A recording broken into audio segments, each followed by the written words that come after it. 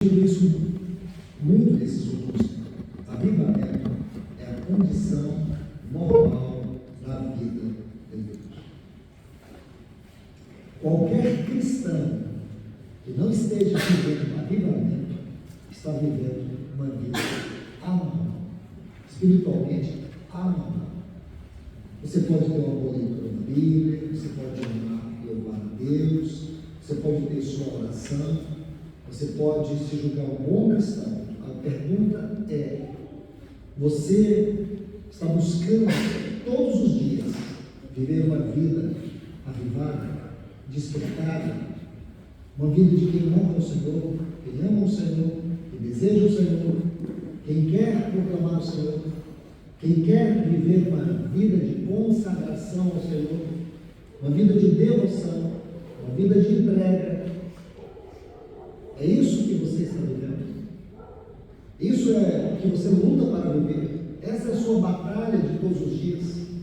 Servir o Senhor, honrar o Senhor, deixar que a alegria do Senhor seja a tua força, deixar que o amor do Senhor te constranja, permitir que o Espírito Santo do Senhor te habite, te capacite, viva em você.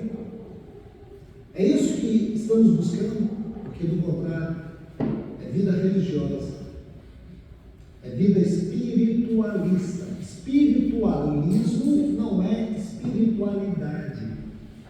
Espiritualismo é religiosidade. Jesus não morreu, ele não veio, ele não viveu a vida que viveu, e não morreu aquela morte, e nem ressuscitou, e nem se entronizou para nos dar uma religião. Ele fez o que fez para nos dar Ele mesmo, para nos dar o Pai, para enviar o seu Espírito. Então, se nós não entendermos que a vida normal, a condição normal daquilo que é o viver da igreja, a condição normal é um avivamento, o que nós vamos ficar fazendo, irmãos? Nós vamos ficar vivendo uma vida cristã na contramão de tudo aquilo que Jesus Cristo fez e nos deu. O que nós vamos ficar fazendo? Isso aqui está no capítulo 32, criando bezerros de ouro. Isso é o que em português chama de aviltamento. Aviltamento é desonra. Traduzindo de uma forma simples, é viver uma vida que desonra, desagrada, entristece a Deus. Pergunto isso para mim também. Será que nós não temos construído em nossa espiritualidade alguns bezerros de ouro?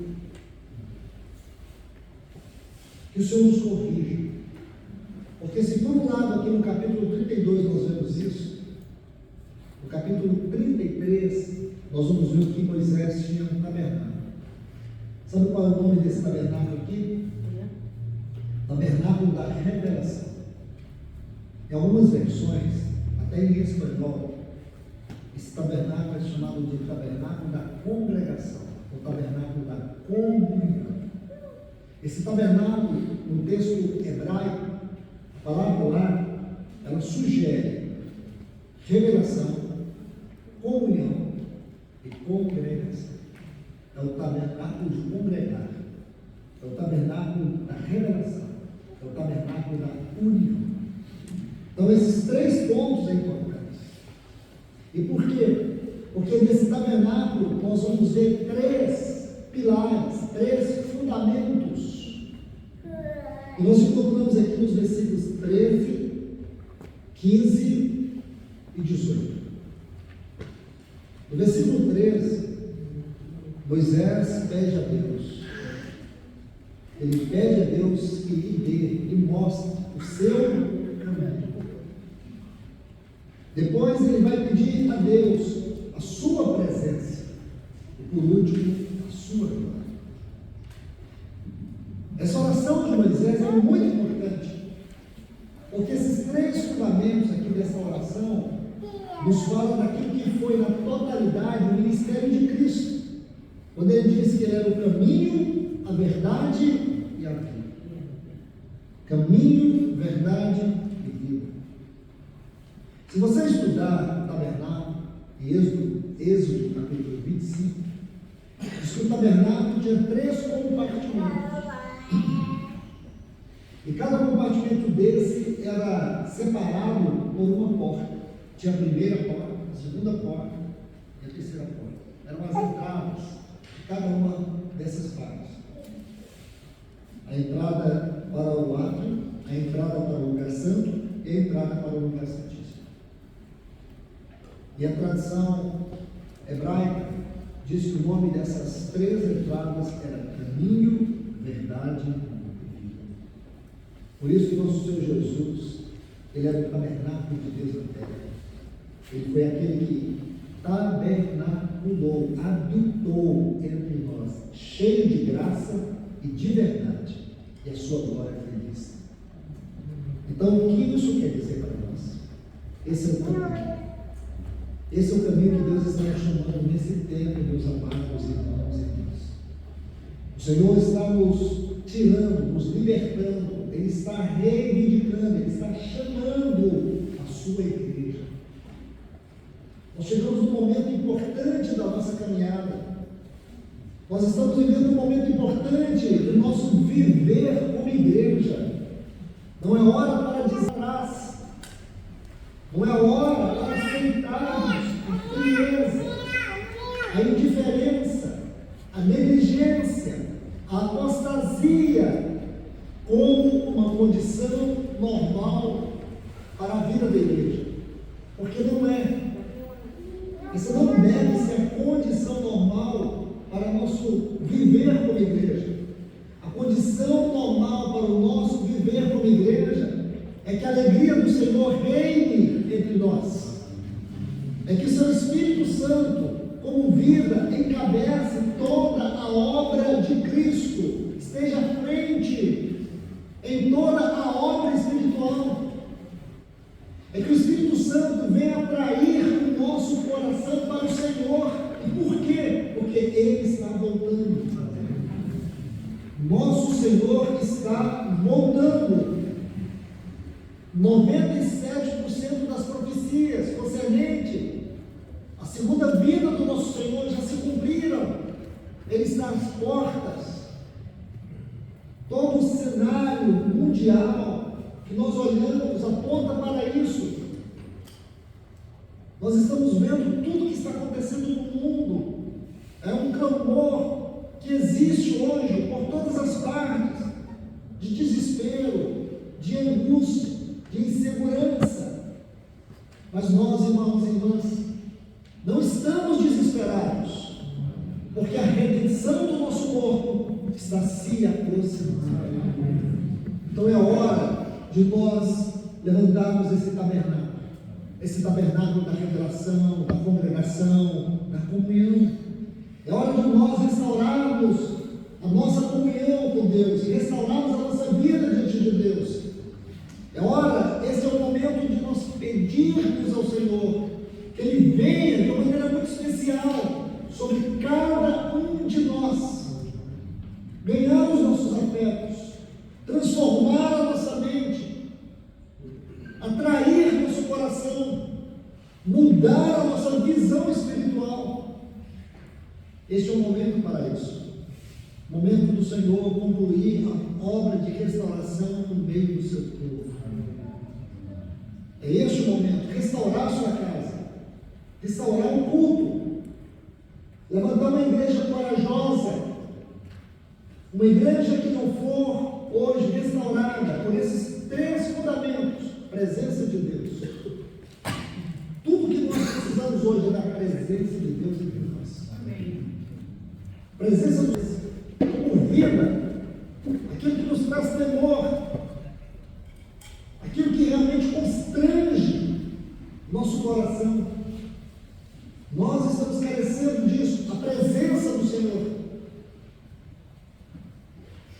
Uma comunidade que não tem essa aspiração, esse desejo pela presença presença do Senhor, ela não pode ser chamada uma comunidade espiritual. Isso é uma comunidade religiosa. Presença de Deus. É disso que nós precisamos hoje.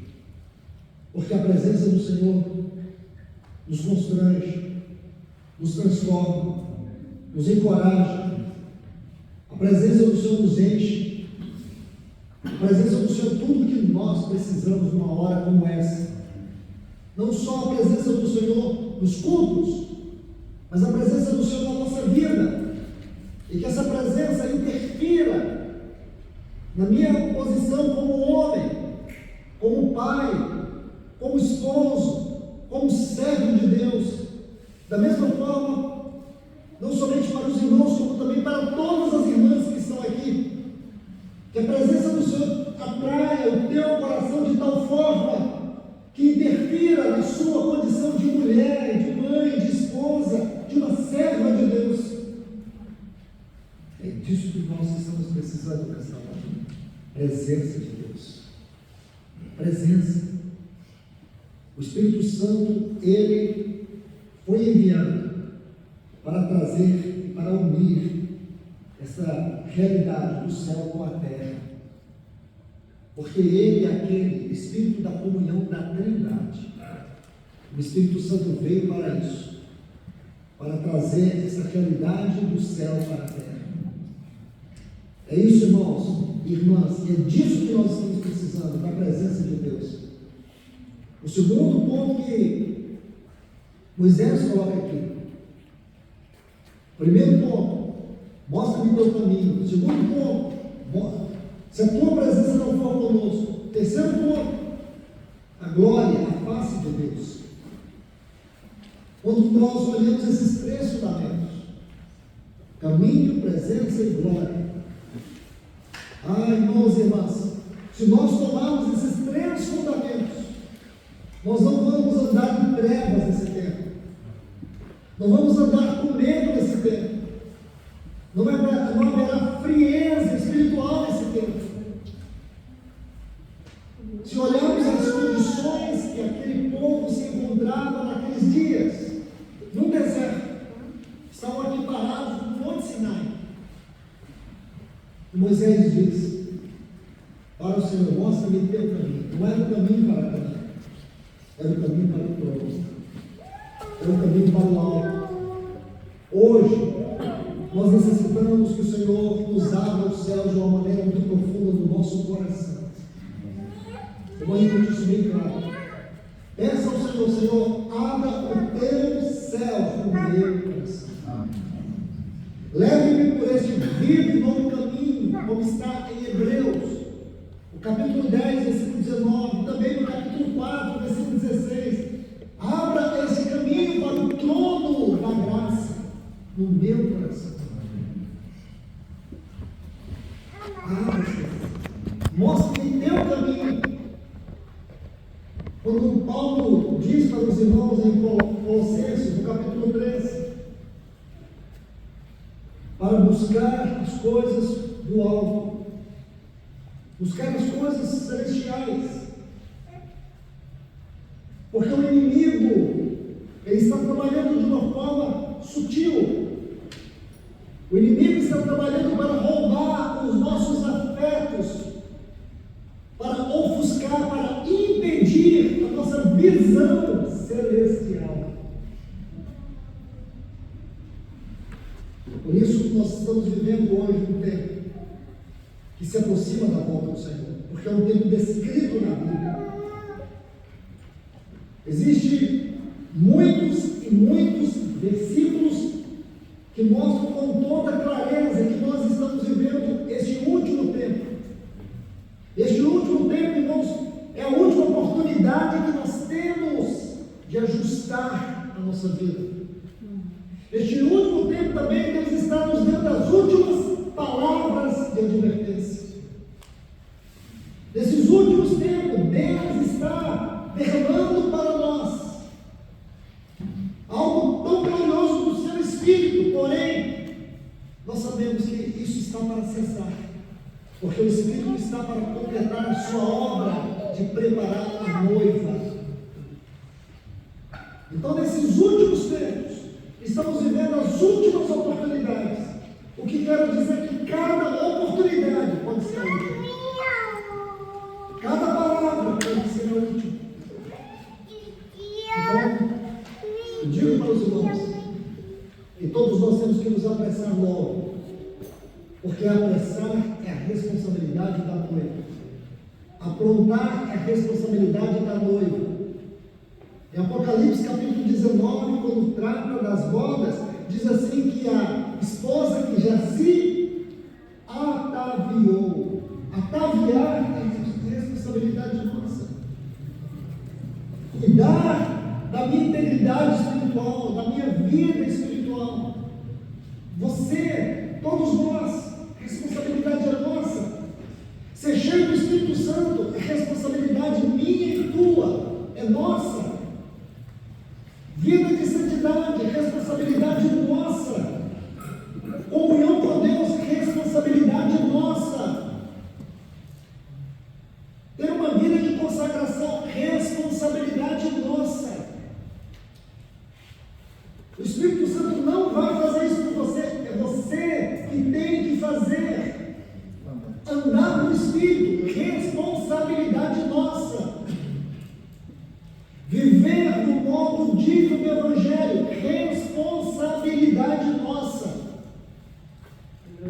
Não é responsabilidade do Espírito, é responsabilidade nossa, porque Ele nos foi dado para viver tudo isso. E se não temos vivido tudo isso, é porque com Ele nós não temos tido comunhão. Então podemos estar ouvindo as últimas palavras. E eu tenho que dizer algo para vocês. Não sei para quem, e nem para quantos, mas pode ser que você não tenha muito tempo. Pode ser que você não tenha muito tempo a restaurar o teu tabernáculo contigo. O tabernáculo da tua presença, da tua glória. O tabernáculo que tem esse caminho celestial. Senhor, restaura este caminho celestial na minha vida. Porque eu tenho tido um caminho muito horizontal. Mas agora é a hora de restaurar o caminho para o trono, o caminho para Deus, o caminho do quebrantamento, o caminho da devoção. É isso que nós precisamos. A presença de Deus, essa presença gloriosa, essa presença que nos esmaga, nos quebranta, nos leva ao arrependimento, esse caminho que nos coloca em total dependência de Deus. Essa presença, este caminho, esta glória. Quando Moisés diz assim para Deus: mostra tua glória. Então que nós temos, como eu disse, três fundamentos: caminho, presença e glória. Mostra-me tua glória. Então Deus diz assim para Moisés: você não poderá ver minha face. Homem nenhum poderá ver a minha face e viver. Mas eu te colocarei sobre a rocha. A rocha ferida. O que verdadeiramente Deus está falando ali de Cristo. Porque lá no capítulo 17, você se lembra, quando eles chegaram em Horebe, e o povo estava com sede, e eles não tinham água para beber. E Deus disse assim para Moisés: fere a rocha. Êxodo capítulo 17, ele feriu a rocha. E hoje nós podemos olhar para trás e ver algo muito similar. Porque o Senhor está falando daquela rocha. Em 1 Coríntios, o capítulo 10, versículo 4, diz assim: 1 Coríntios, capítulo 10, versículo 4: havia uma rocha que o seguia, e a rocha era Cristo. Então nós sabemos que durante 40 anos no deserto, onde que eles encontraram água no deserto? Naquela rocha. Se você abrir sua Bíblia em Números capítulo 20, novamente o povo estava pedindo água para Deus no deserto. Números capítulo 20, novamente, O povo está ali murmurando por causa da água. Você nunca se perguntou onde é que eles encontravam água no deserto? Paulo vai dizer para nós, 1 Coríntios 10, 4, havia uma rocha que o seguia. E a rocha era Cristo. Aquela rocha era uma rocha querida. O que Deus diz para Moisés? Eu te colocarei na fenda da rocha. Deus estava falando de Cristo. Era uma outra forma de Deus dizer assim: eu te colocarei na ferida, na morte. Porque Deus nos colocou na morte do seu filho. E essa morte é uma morte substituta, é uma morte participativa. Substituta, porque Ele tomou o nosso lugar. Participativa, porque nós morremos por Ele. Nós morremos por Ele. Ele morreu no nosso lugar, nos substituiu. E nós morremos por Ele. Essa é uma obra plena. O que Deus está dizendo, em outras palavras, é que nós iremos desfrutar da obra plena. E somente após o desfrute da obra plena, nós podemos ver sua glória. Não foi isso que aconteceu no Novo Testamento? Olha o que João diz, lá no capítulo 1, versículo 14. Vimos a sua glória, como a glória do unigênito do Pai. No versículo 18 do capítulo 1, João 1,18 diz assim: ninguém jamais viu a Deus, mas o Deus unigênito é quem o revelou. Aonde estava a revelação de Deus? Não estava naquele momento ali diante de Moisés, estava numa cristofania. Então era impossível Moisés ver Deus, discernir Deus daquela rocha. Mas aquela rocha era uma cristofania, uma manifestação de Deus em Cristo. E assim nós olhamos para o Antigo Testamento, nós não podemos vê-lo, mas ele estava lá. Porque o nosso Senhor Jesus, Ele é a causa de todas as coisas. Ele é a interpretação da Bíblia. Ele é a revelação do falar de Deus. Ele foi o falar de Deus em todo o Antigo Testamento. Só que esse falar, que se moveu por todo o Velho Testamento, agora Ele encarnou.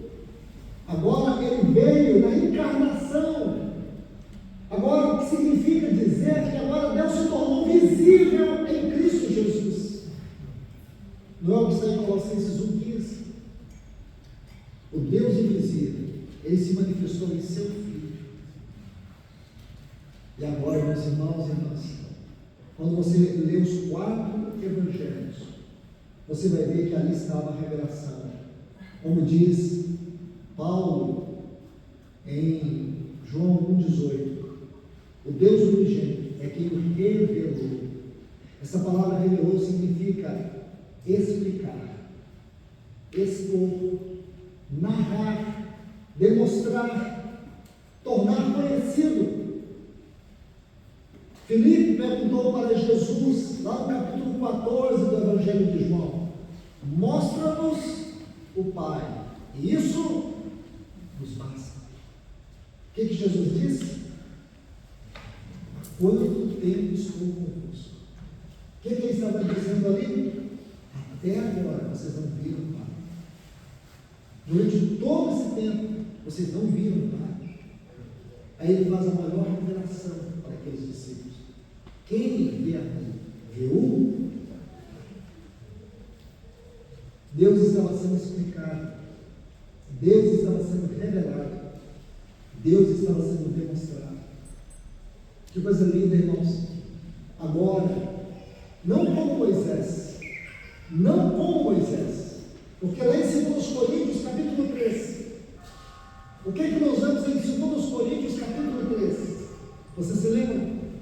Ali vai mostrar sobre o ministério da velha aliança e o ministério da nova aliança. O ministério da velha aliança é escrito em tábuas. O ministério da nova aliança é escrito no nosso coração. Quando Moisés descia no monte, o seu rosto estava tomado pela glória da presença de Deus. O que o povo fazia? Colocava um véu, porque eles não tinham condições de contemplar a glória do Senhor na face de Moisés. E hoje, irmãos, o véu foi tirado. O mais impressionante, Sabe o que é? É que no versículo 18 vai dizer algo muito especial. Que nós estamos sendo transformados de glória em glória. Então, como que nós podemos ler todos esses textos, olhar para esses três fundamentos e aceitar-nos a frieza, a indiferença, a negligência como uma condição normal para a igreja do Senhor? Amados irmãos e irmãs, todos nós aqui nascemos de novo. Eu creio que possivelmente não temos nenhuma pessoa aqui que não tenha nascido de novo. Todos nós nascemos de novo. O que é nascer de novo? É uma outra maneira de dizer: eu me converti. Eu não pertenço mais ao mundo. O Senhor Jesus me salvou dos meus pecados e me perdoou de todos os pecados. O Senhor Jesus me deu vida nova. Eu creio que todos nós podemos confessar todas essas verdades. Será que isso é tudo? Será que Ele nos salvou simplesmente para nós fazermos essa confissão ou essas confissões? Será que nós entendemos a verdadeira dimensão, o verdadeiro valor, o verdadeiro significado porque nós nascemos de novo? E o que foi que Deus nos deu em seu Filho? Perdão é uma parte. Deus nos deu Ele mesmo, em seu Filho. Deus se derramou em seu Filho. Deus nos tornou filhos. Deus nos tornou uma família de filhos. Deus está nos conformando ao seu Filho. Ele está nos transformando e nos conformando ao seu Filho. E hoje nós podemos dizer que tudo isso é o nosso viver como igreja. Então, como sabedores de todas essas verdades, nós podemos ser frios, ser indiferentes, ser negligentes? Será uma convicção dessas verdades de que nós nunca mais vamos para o inferno, que Satanás não tem poder na nossa vida, que nós não pertencemos mais às obras das trevas, que há um reino vindouro para nós, há uma eternidade de glória para nós, que nessa eternidade de glória nós temos um novo nome. Esse novo nome já foi escrito e não há nada, não há ninguém que possa apagá-lo. Nós temos uma herança eterna em Cristo. Toda a herança de Cristo também hoje é nossa herança. Será que, sabedores de tudo isso, não seria motivo para nós sermos as pessoas mais felizes de toda essa terra? Então, por que muitas vezes você não cresceu? Então seja, permita que não a sua, mas que o Senhor seja a sua alegria. Nossa alegria não é um estado de espírito, nossa alegria é uma pessoa. E essa pessoa precisa se derramar em nós. Esses três fundamentos, fala disso. Fala de uma vida devocional profunda. Somente uma vida devocional profunda, onde os caminhos de Deus, a presença de Deus e a glória de Deus, como fundamentos, pode nos levar a essa gloriosa reflexão, meus irmãos. Lembra que Jesus disse assim lá na casa de Marta e Maria: uma só coisa basta. Ele não disse muitas coisas, ele disse uma só coisa. Qual era a única coisa que Jesus estava dizendo ali? Que Maria escolheu a melhor parte. Qual é a melhor parte? A melhor parte é a presença de Deus. A melhor parte é estar aos seus pés. A melhor parte é desfrutar dele. A melhor parte é desfrutar do seu amor, da sua presença. Quando Jesus chegou na casa de Marta e Maria, o que Marta fez? Ela fez algo para ele. Está errado? Aparentemente não. Quem é capaz de dizer reprovar Marta? Quem? O Senhor.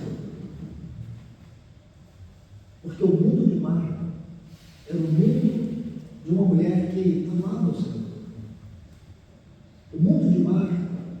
Era o mundo de uma mulher que queria agradar o Senhor.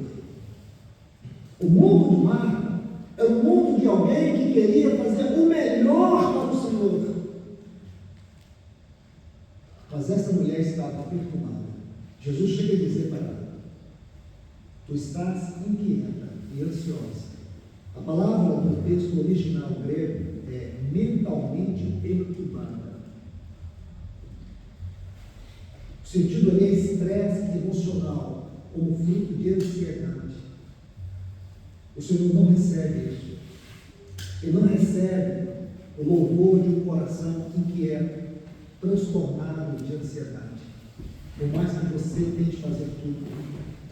Então o que o Senhor quer de nós?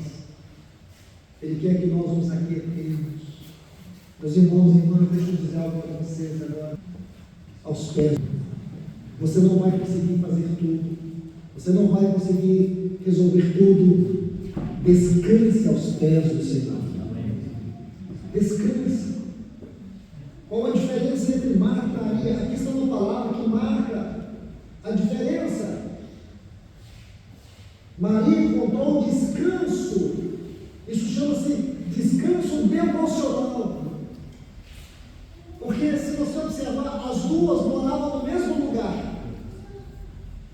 As duas estavam no mesmo lugar, moravam no mesmo lugar. A diferença delas estava no coração. Nós podemos traduzir isso aqui dentro do contexto de Moisés. Quando Moisés ele veio andando, se você observar no capítulo 33 de Êxodo, ele vinha andando, sabe o que tinha acontecido ali? 5.000 velórios. 5.000 velórios. Sabe o que ele fez? Ele entrou para dentro daquele tabernáculo da revelação, da comunhão, da união com o Senhor. Ele entrou para dentro desse tabernáculo para lhe desfrutar o Senhor. Sabe o que o Senhor está dizendo para você, para mim esse tempo? É que nós precisamos ter um tabernáculo espiritual na nossa vida. O lugar onde nós podemos entrar diante dele. Meu irmão, minha irmã, entre diante do Senhor. Você é filho, você é filha. Você não precisa bater na porta, porque Ele é a porta. Ele já abriu essa porta para você. Ele abriu um vivo e novo caminho para você. Esse é o caminho, é Ele. Aquilo que Ele fez com a sua carne, com o seu sangue lá na cruz. Então nós podemos entrar e podemos desfrutar de uma espiritualidade profunda. Meu irmão, minha irmã, saia dessa vida espiritual rasa. Este é o momento para nós vivermos espiritualidade profunda, devoção profunda, uma entrega profunda. O que o Espírito Santo está falando para nós nesses dias é justamente isso, é mergulhar profundo, é entrar mais profundo na vida espiritual, é sair da superficialidade e entrar naquilo que é profundo no Senhor. Só isso poderá mudar a nossa história nesses dias. A gente vê tanta apostasia, mas que privilégio é poder ouvir o Senhor dizer para nós que a porta não está fechada, que nós podemos desfrutá-lo como nunca, como já vida espiritual. Não existe nada que seja tão confortador nesse tempo do que ver notícias, do que ver jornais que vão falando, descrevendo o que está acontecendo na palavra de Deus. É você ler o jornal com a mão e ver a Bíblia na obra, e você vê que o Senhor está dizendo que a sua palavra está se cumprindo e que Ele está voltando, que já começou esse arrebatamento dentro de nós, começou na nossa mente, começou no nosso coração, e logo vai se efetuar em todo o nosso corpo, quando esse corpo for revestido da incorruptibilidade. Você sabe o que é a volta do Senhor? Você sabe qual é a palavra que na Bíblia nós podemos traduzir sobre o arrebatamento da igreja ou a vinda de Cristo? Encontros. Será um encontro. Escute bem, será um encontro. Esse encontro foi marcado para os ares. Ele virá e nós iremos. Assim como Isaac saiu da sua casa e Rebeca saiu também da sua, e os dois foram conduzidos de uma maneira muito especial. Possivelmente Isaac tenha sido conduzido pelo seu pai e Rebeca conduzida por Eliezer, que é uma figura do Espírito Santo, para esse grande encontro. Eu pergunto para você: você está indo para esse encontro? Ou você está parado na história da sua vida? Não pare. Peça o Espírito Santo, peça o Eliezer, que segure na sua mão e te leve para esse encontro. Muitos irmãos, eles leem aquele texto de Mateus capítulo 24, o dia e a hora, ninguém sabe. Então eles criam todo um mistério. Em português seria assim, toda essa celeuma com a vinda do Senhor. Não é bem verdade, irmãos? 1 Tessalonicenses capítulo 5, versículo 4, diz assim: irmãos, vós não estáis em trevas. A palavra trevas sempre fala de ignorância espiritual. Então a forma de esse texto é assim: irmãos, vocês não são ignorantes espirituais, para que esse dia vos apanhe de surpresa. Imagine, irmãos. Muitos cristãos acham que esse dia é obscuro. O dia e a hora nós não sabemos, mas o tempo nós sabemos. Não é obscuro para nós. O cristão que hoje ignora isso é porque ele está em trevas e nós não estamos em trevas. Essa igreja não está em trevas. Nós não estamos em trevas. Nós estamos ouvindo muitos gritos de Maranata. Nós estamos sentindo a proeza do Senhor no nosso coração. Aleluia, meus irmãos e irmãs. Então, que o Senhor nos ajude nessa hora. Que o Senhor nos ajude nesse tempo. Que o Senhor nos atraia para esse grande ponto. Mas primeiro, vamos restaurar esse lugar, esse tabernáculo. Vamos restaurar. Vamos pedir ajuda do Senhor para que o caminho de Deus, a presença de Deus e a glória de Deus seja restaurada em minha vida. Que Deus nos abençoe.